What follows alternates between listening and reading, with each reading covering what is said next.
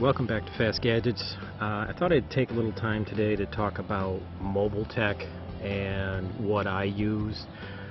So I'm going to split this up into two videos, but for this video I'm going to talk about my favorite piece of mobile technology, which is the Samsung Galaxy Note 10.1 tablet, and this is the 2014 edition.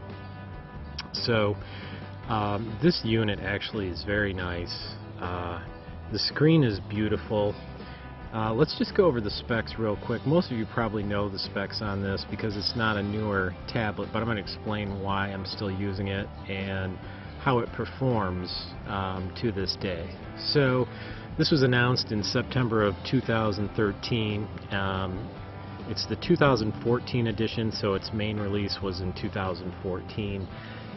It has a resolution of 2560 by 1600 pixels for 299 pixels per inch density, and it's a 10-finger touch system. It does have the TouchWiz UI, and it originally came with Android 4.3, and it's recently been upgraded to 5.1.1, so I'm kind of excited because there's still hope for upgrades that are coming through for older Android devices in the Samsung arena.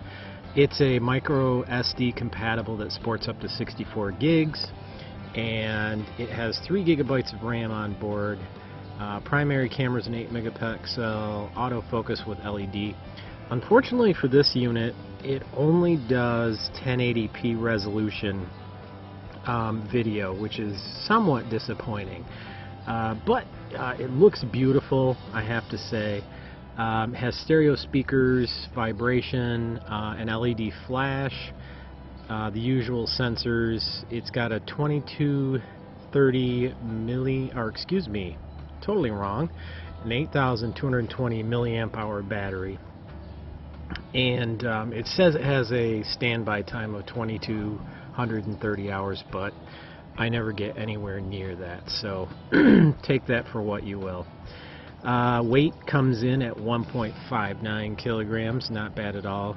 Awesome contrast ratio for a tablet, 821 to 1.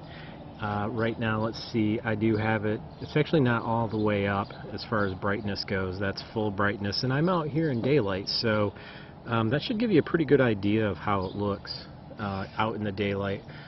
Audio quality is acceptable, but I've heard better. Overall, this unit really is awesome. Now, my primary use for this unit, and the reason why I really like it, is because of the Wacom pen. Alright, my battery died there, but we're back. So anyway, my primary use for this system, or one of the more important ones, is to read, and I can notate and put information in ebooks for the classes that I teach. And I can even, if I want to, if I highlight a section, I can turn this into a note or just a highlight depending on what I want to do, and then I can share these highlights with my students. So that's really my primary use for this tablet. But what I found it useful for, you can see I've got quite a few ebooks here in the classes that I teach. The other thing I found it really useful for with the Wacom pen is the ability to sign contracts, and I've done a ton of those, and I really like that. So basically, if I get something in an email, a contract or whatever, I can go ahead and sign that, and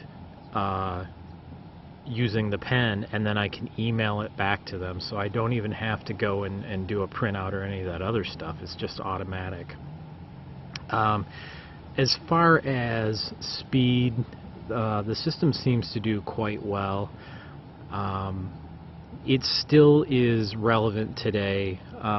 I wanted to mention also, this has the Qualcomm Snapdragon 800 chipset, and depending on which model you have, whether it's the LTE 3G or just the Wi-Fi, it can have a different GPU.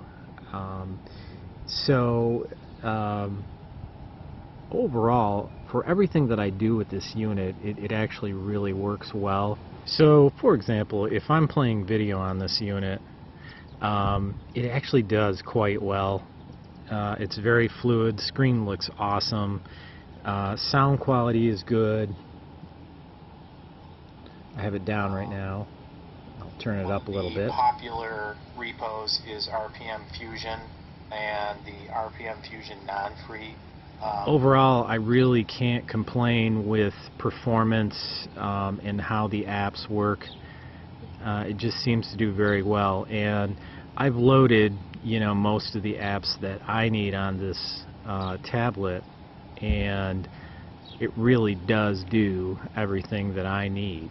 I know that there's newer tablets and there's supposedly better tablets, but with this right here, this is for me the big deal breaker. I mean, to be able to use this tablet to sign contracts and do other things, which I've probably done 100 times now. So with the schools that I work with, I have electronic contracts sent to me all the time. I sign those. When I purchased my home, I was using it. It really helped me that way.